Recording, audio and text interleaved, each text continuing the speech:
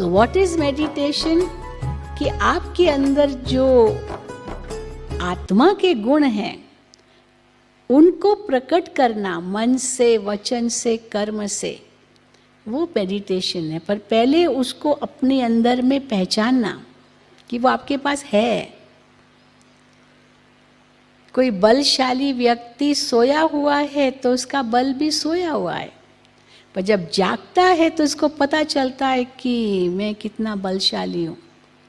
तो ये आत्मा भी अब जैसे सोई हुई है ज्ञान की नींद में, और हम अपने आप को देह से आइडेंटिफाई कर रहे हैं। इसलिए जो आत्मा की शक्ति है, ज्ञान, पवित्रता, शांति, प्रेम, सुख, आनंद, जो आत्मा में समाई हुई है, वो हम अनुभव नहीं कर पा रहे हैं।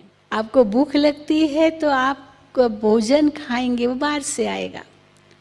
आपको प्यास लगती है, पानी पिएंगे, वो बाहर से आएगा। हवा चाहिए, सफोकेशन हो रहा है, चलो खिड़की खोलो, दरवाज़ा खोलो, हवा चाहिए, वो बाहर से आएगा। बस शांति चाहिए, खुशी चाहिए, प्यार चाहिए, वो बाहर से नहीं आएगा। ये मांगा नहीं जाता है, ये अंतर से अनुभव किया जाता है। It is all in your state of consciousness. As you think so shall you become. इसलिए वो अनुभव हम मेडिटेशन से कैसे करें? तो राजयोग कोई ये नहीं कि बस आपको एक मंत्र देंगे और आप उस मंत्र का जाप ही करते रहो। नहीं, राजयोग माना ज्ञान के आधार पर योग। ज्ञान, समझ, विजडम जो अंतर से आता है। अपने आप को पहचानो, ईश्वर को पहचानो। मैं कौन हूँ, मैं कहाँ से आया हूँ, मैं क्यों आया हूँ इस संसार में, जीवन का लक्ष्य क्या है, कहाँ जाना है। तो इन सब का जब जवाब बुद्धि मन को देती है तो मन को काम मिल जाता है। थॉट, फूड फॉर थॉट मिल जाता है मन को कॉन्टेम्पलेशन करने के लिए। इसलिए ये ज्ञान योग है। काम तो हाथों से करना होता है, पर मन बुद्धि में कितना वेस्टेज है। व्यर्थ सोच कितने चलते हैं, नेगेटिव सोच कितने चलते हैं। पर मन को काम दे दिया तो मन रूपी बच्चा चंचलता नहीं करेगा, वो बिजी हो जाएगा और ही पॉजिटिविटी में, क्रिएटिविटी में। तो इसीलिए ये ज्ञान योग है। फिर ये सहज योग है, इजी। कोई विशेष पोस्चर की ज़रूरत नहीं, आराम से चलते फिरते खाते पीते भी आप कर सकते हो, क्योंकि ये बुद्धि योग है। बुद्धि मन को दिशा दे और मन इंद्रियों को दिशा दे। अभी क्या है, रिवर्स है। होना चाहिए, कहा जाता है सोच समझ कर कर्म करो। तो मन का काम सोचना है, बुद्धि का काम निर्णय लेना है, और फिर इंद्रियों द्वारा आत्मा कर्म करे। सोच समझ कर कर्म करो। पर होता क्या है, जब हम ईगो में आते हैं, बॉडी कॉन्शियसनेस है, तो सोच समझ कर नहीं करते हैं। एक्सटेम्पो, बस कर लिया, गुस्सा कर लिया, गाली दे दी, थप्पड़ मार दी, गोली चला दी, विदाउट थिंकिंग कि इसका कॉन्सिक्वेंसेस क्या होगा।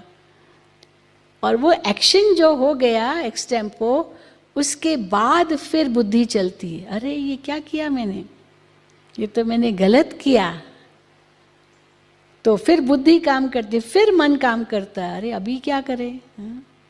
फिर मन सोचने लगता, अभी क्या करें।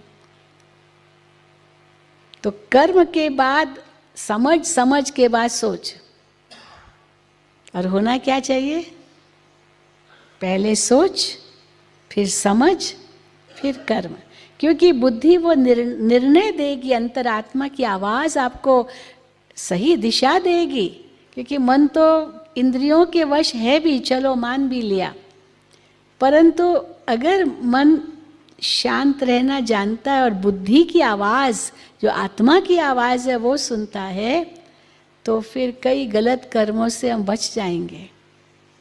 नहीं तो बाद में कितना पश्चाताप होता है।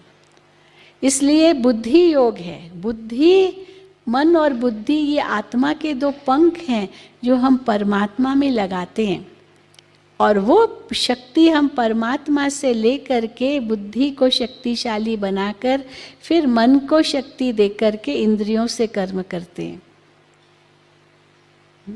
इसलिए बुद्धि योग, फिर ये कर्म योग भी है, क्योंकि कर्म तो हाथों से करना है, पर मन तो परमात्मा में लगाना है। पर क्यों दुनिया में कर्म योग को सही रूप में नहीं समझते हैं? क्यों? वो क्या समझते? कर्म से योग है। हम कहते कर्म से योग नहीं है, कर्म में ईश्वर से योग है।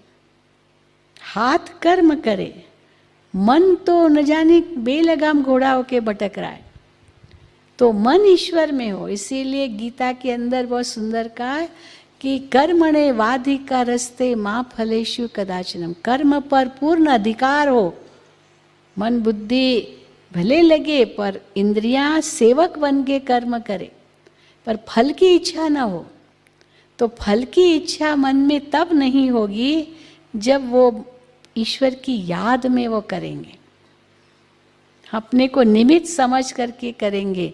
इसीलिए बहुत सुंदर ग्रंथ के अंदर लिखा है, करन करावन आपे आप मानुष के नाई हाथ। हाँ, ईश्वर ही करता कराता, मनुष्य के हाथ में नहीं है। लेकिन इसका उल्टा अर्थ लोग ले लेते हैं कि मेरे हाथ में तो कुछ है ही नहीं, तो सब भगवान के हाथ में है। तो किस चोर ने चोरी की, ये भी भगवान के हाथ में है, भगवान ने की।